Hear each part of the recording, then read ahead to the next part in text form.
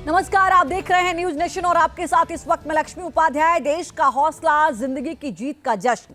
उत्तरकाशी में ऑपरेशन जिंदगी कामयाब और जिंदगी जीती है, हारा मुसीबत का पहाड़। हौसले बुलंद नजर आए, चुनौतियों की चट्टान खंड खंड हो गई। जमाने को बता दिया कि पहाड़ को हराया जा सकता है। रिपोर्ट देखिए।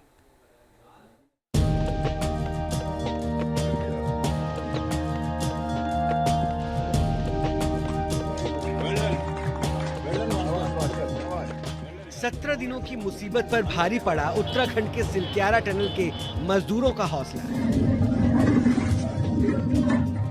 17 दिन बाद 41 मजदूरों के लिए मंगल घड़ी आई। आराम से 2 हफ्तों से ज्यादा चले रेस्क्यू ऑपरेशन। 400 घंटे से ज्यादा समय तक देसी विदेशी मशीनों और विशेषज्ञों की ताबड़तोड़ मेहनत ने इस चुनौती भरे मिशन की हर बाधा को पार करते हुए टनल में फंसे मजदूरों को निकालने का रास्ता बना दिया।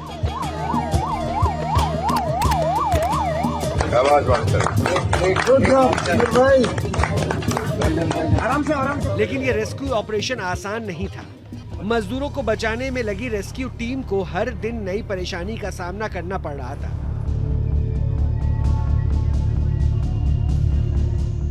वो दिवाली का दिन था और तारीख थी 12 नवंबर, जब सुरंग में मलबा गिरा और 41 मजदूर अंदर फंस गए। देर रात पानी निकासी के पाइप से मजदूरों से वॉकी टॉकी से संपर्क किया गया।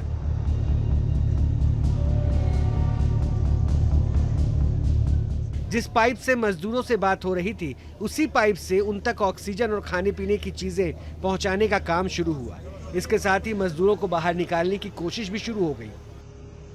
सुरंग के पास ऑगर मशीन के लिए अस्थायी प्लेटफॉर्म बनाए जाने लगा।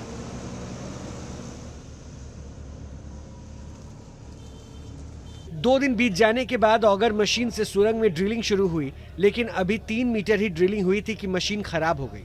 मशीन खराब होते ही मजदूरों के परिवार वालों और अधिकारियों के बीच हड़कंप मच गई। हालांकि इस बीच दिल्ली से आई ये खबर रेस्क्यू ऑपरेशन टीम के लिए उम्मीद की नई किरण लेकर आई।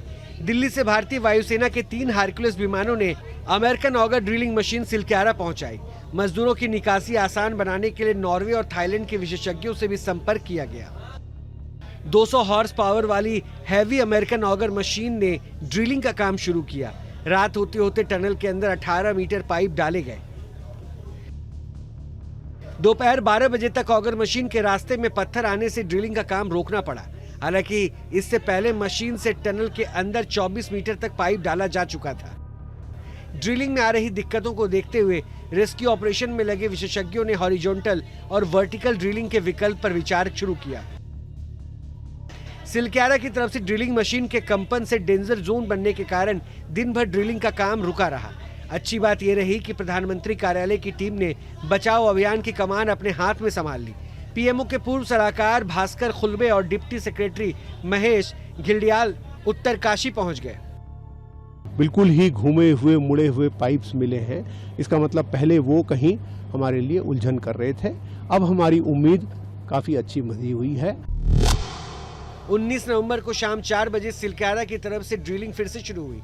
खाना पहुंचाने के लिए एक और टनल बनाने की शुरुआत हुई। 20 नवंबर को वर्टिकल ड्रिलिंग के लिए 2 जगह फाइनल किए गए। 21 नवंबर को एंडोस्कोपी के जरिए कैमरा टनल के अंदर भेजा गया और पहली बार सुरंग में फंसे मजदूरों की तस्वीरें सामने आई। इसी के साथ सभी के सुरक्षित होने की पुष्टि भी हो गई।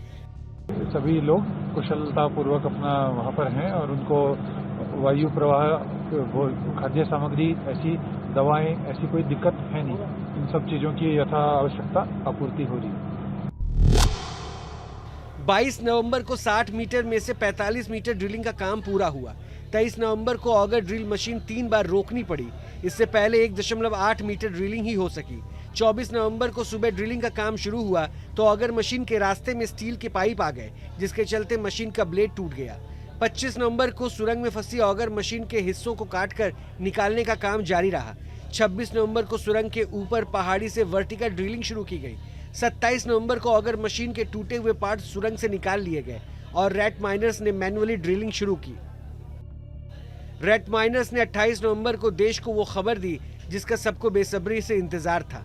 हर चुनौती को मात देते हुए रेस्क्यू टीम ने आखिरकार मजदूरों को बाहर निकालने का रास्ता साफ कर दिया।